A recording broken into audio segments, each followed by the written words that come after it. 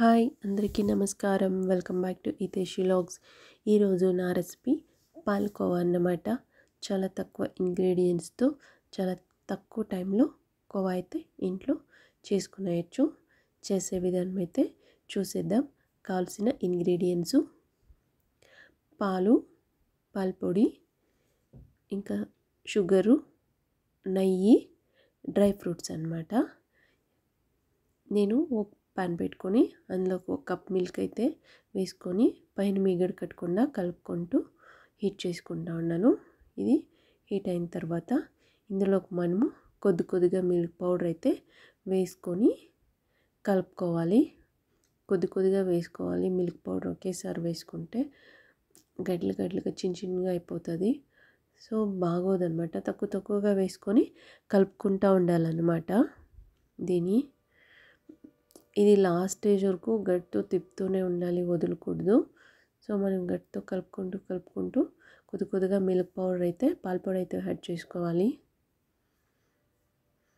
ఇది ఫ్రెష్ మిల్క్తో అంటే మిల్క్తో కూడా చేసుకోవచ్చు, కాకపోతే చాలా టైం పడుతుంది. మిల్క్ పౌడర్ ఉంటే జస్ట్ కొన్ని నిమిషాల్లో చేసుకునేయచ్చు అనమాట.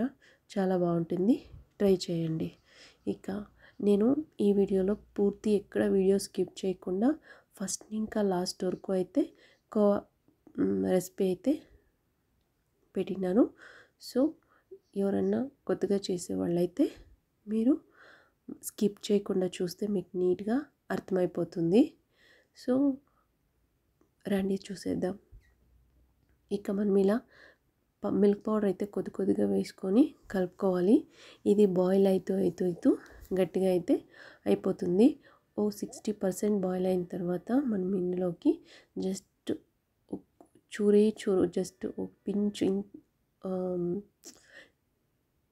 సాల్ట్ మరీను యాలక్కల పొడి, మరి జస్ట్ 2 డ్రాప్స్ లెమన్ జ్యూస్ అయితే యాడ్ చేసుకోవాలి. ఆ లెమన్ జ్యూస్ యాడ్ చేసుకోవడం వల్ల ఇది విరిగిపోయి పాలు అనేది విరిగిపోయి ఆ కోవా స్ట్రక్చర్ అయితే వస్తుంది.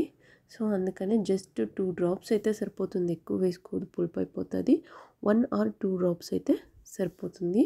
ఇక ఇది బాయిల్ అయితే గట్టిగా అయితే అయిపోతుంది. మనం ఇలా కలుపుకుంటూనే వేసుకోవాలి, కలుపుతూనే వేసుకోవాలి. మనకి ఇది కోవా అయింది అంటే దీని స్టేజ్కి వచ్చింది అని ఎలా తెలుస్తుందంటే ఇది మనకి బాండ్లకి అంటుకోనికి షురు అయిపోతుంది. లూజ్గా కాదు, గట్టిగా ఉండి బాండ్లకి అంటుకోనికి షురు అవుతుంది. అప్పుడైతే మనము ఇంకా ఒక 2 స్పూన్స్ నెయ్యి వేసుకొని కలుపుకుంటే బాండ్లకి అంటుకోకుండా గంటికి అంటే ముద్దుగా అయ్యేకి షురు అవుతుంది అనమాట. నెయ్యి వేసుకునేదాన్ని ఇంకా బాండ్లకి అంటుకోదు, క్లీన్గా వదిలేసేసి నీట్గా ఫ్రై కూడా అవుతుంది, ఉడుకుతుంది. అట్లే నెయ్యి జొత్ల టేస్ట్ కూడా చాలా బాగుంటుంది. అట్లే పాల పొడి స్మెల్ కూడా పైస్తుంది అనమాట. మనం నెయ్యి వేసిన దాన్ని ఇంకా కొంచెం లూజ్ అయిపోయింది. ఇక మనము ఇప్పుడు 2 స్పూన్స్ మిల్క్ పౌడర్ అయితే వేసుకుందాము. వేసుకొని ఇట్లా గరిటె వదులకుండా కలుపుకుంటూ ఉండాలి. ఇప్పుడు మనం నెయ్యి యాడ్ చేయడం వలన ఇలా బాండ్లకి అంటుకోకుండా ఇది ముద్దుగా అయితే అవుతుంది. ఒకే జాగాకైతే వచ్చేస్తుంది మనం కలుపుతూ ఉంటే.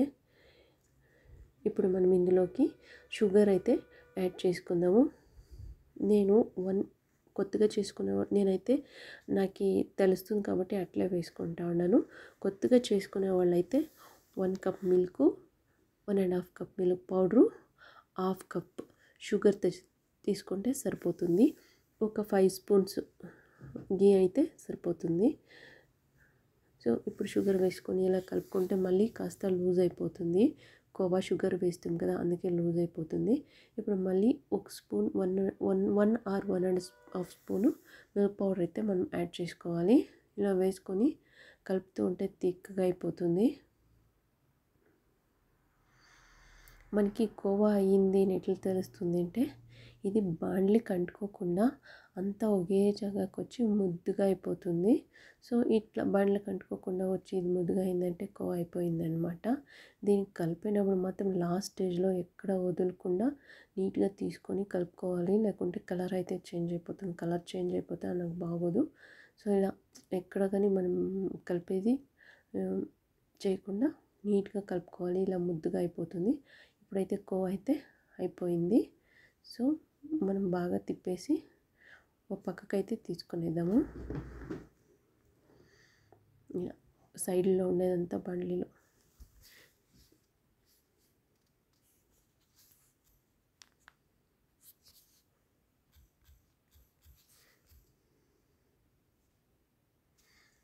తీసుకొని వన్ ప్లేస్కి అయితే ఇలా చేసుకుందాము.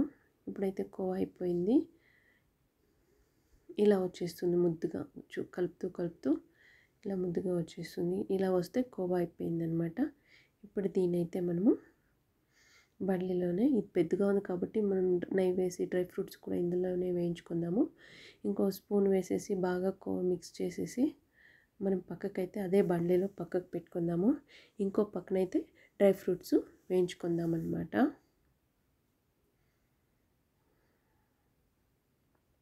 ఇక మళ్ళీ నేను 2 స్పూన్స్ నెయ్యి వేసి డ్రై ఫ్రూట్స్ అయితే ఫ్రై చేసుకుంటూ ఉన్నాను. ఈ ప్లేస్ ఉంది కదా, ఇంకో బండ్లీ తవా ఎందుకులే అని చెప్పేసి నేను ఇందులోనే చేసుకుంటా ఉన్నాను. మీరు కావాలంటే ఇంకొక దాంట్లో ఫ్రై చేసుకొని దీంట్లో మిక్స్ చేసుకోవచ్చు. ఇప్పుడు నేను ఇందులోకి బాదం అయితే వేసి ఫ్రై చేసుకుంటా ఉన్నాను. బాదం కొంచెం లేట్ కాబట్టి ఫస్ట్ బాదం అయితే వేసుకున్నాను. వేసుకొని కలుపుకోవాలి.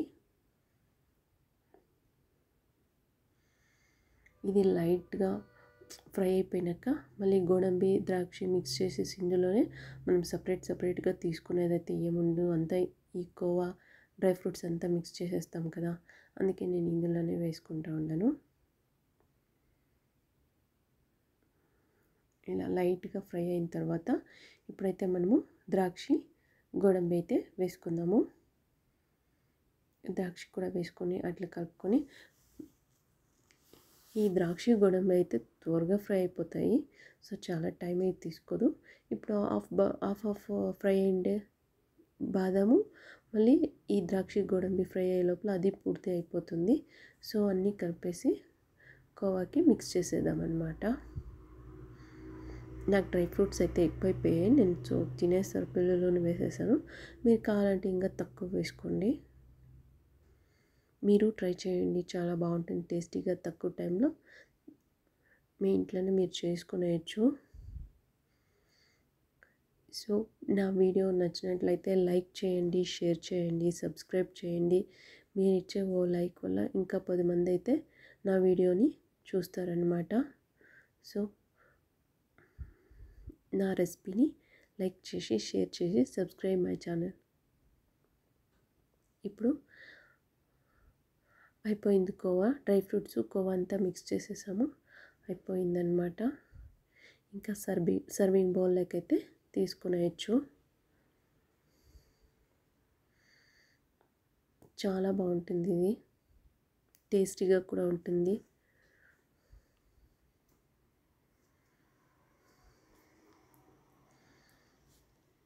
కోవా అయితే అయిపోయింది. గరిటెకి మెతుకుని కూడా తీసేద్దాం, అది ఎందుకు వేస్ట్ చేయడం అని క్లీన్గా గోకి అందులోకి గీసేసాను. అయిపోయింది. ఇక స్టవ్ ఆఫ్ చేసేస్తే కోవా రెడీ అన్నమాట.